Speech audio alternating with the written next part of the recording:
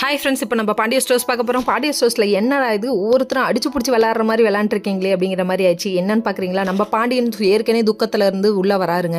உள்ளே வந்தோடனே நம்ம மெயினாகவும் நம்ம செந்திலும் அடிச்சுக்கிறத பார்த்துட்டு அவ்வளோ சண்டை பிடிச்சிக்கிறாங்க. அதை பார்த்தோன்னே பயங்கர காண்டாயிடுச்சு உங்களுக்கு.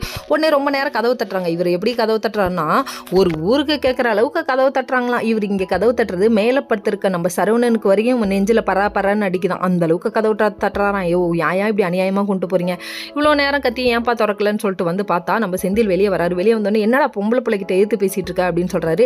இது ஒரு நல்ல ஒரு பாயிண்ட்டுங்க. பொம்பளை பிள்ளைங்கள்ட்ட எதிர்த்து பேசக்கூடாதுன்னு சொல்லாதீங்க, அது ரொம்ப தப்பு. அது இப்படி பண்ணக்கூடாது. பொம்பளை பிள்ளைங்களை அடிக்கக்கூடாது, திட்டக்கூடாதுன்னு சொல்லி கொடுத்து வளங்க முதல்ல. அப்பதான் பசங்கள்லாம் உருப்பிடுவாங்க.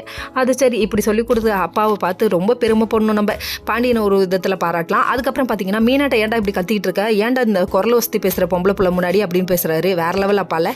இதை பார்க்க கொஞ்சம் ஹாப்பியாக தான் இருந்தது. அதுக்கப்புறம் பார்த்தா கையோங்கிட்டார் திடீர்னு. மீனா ஒன்னே எப்படி என் புருஷனை அடிக்க வரலாம் அப்படின்னு கையை தடுத்துட்டாங்க. சும்மா அடிக்க ஓங்கிறாங்க. நம்ம மீனா தடுத்துட்டே இருக்காங்க. என்னடா இது 2-3 டைம் ரிப்பீட் ஆகுது அப்படிங்கிற மாதிரி போர் அடிச்சிச்சு எங்களுக்கே பார்க்க. ஒரு தடவை பண்ணால் ஓகே, 2வது தடவை பண்ணால் ரொம்ப போர் அடிக்கும்ல. வீட்டில் உள்ளாரும் என்னடா இது இவங்க அடிக்க கையோங்கிறதும் அவங்க தடுக்கிறதும் என்னடா இது வில்லத்தனமாக இருக்குது அப்படிங்கிற மாதிரி ஆயிடுச்சு. அதுக்கப்புறம் பார்த்தா எல்லாரும் சேர்ந்து போதும் சண்டை பிடிச்சதெல்லாம் போதும், போய் படுங்க அப்படின்னு சொல்லிட்டு கிளம்பிட்டாங்க. இன்னொரு பக்கம் சரவணன் வந்துட்டு ரொம்ப ஃபீல் பண்ணுறாரு. ஏன்னா குடும்பமே சேர்ந்து என் கல்யாணத்துக்காக இவ்வளோ ஃபீல் பண்ணுறீங்களே அப்படிங்கிற மாதிரி ரொம்ப ஃபீல் பண்ண ஆரம்பிச்சிட்டாங்க. ஃபீல் பண்ணாங்க, சீக்கிரமாக யாராவது ஒரு ஹீரோயின் என்ட்ரி ஆவாங்க அவங்களுக்காக. தனியாக இருக்கிறத நினச்சி இவர் ரொம்ப ஃபீல் பண்ணுறாருங்க. இவங்களுக்கு சீக்கிரம் ஹீரோயினை இறக்குங்க. அதுக்கப்புறம் கதிர் பார்த்து கடுப்பாகிறாரு. ஓகே ஃப்ரெண்ட்ஸ், நெக்ஸ்ட் வீடியோவில் பார்ப்போம். பாய்.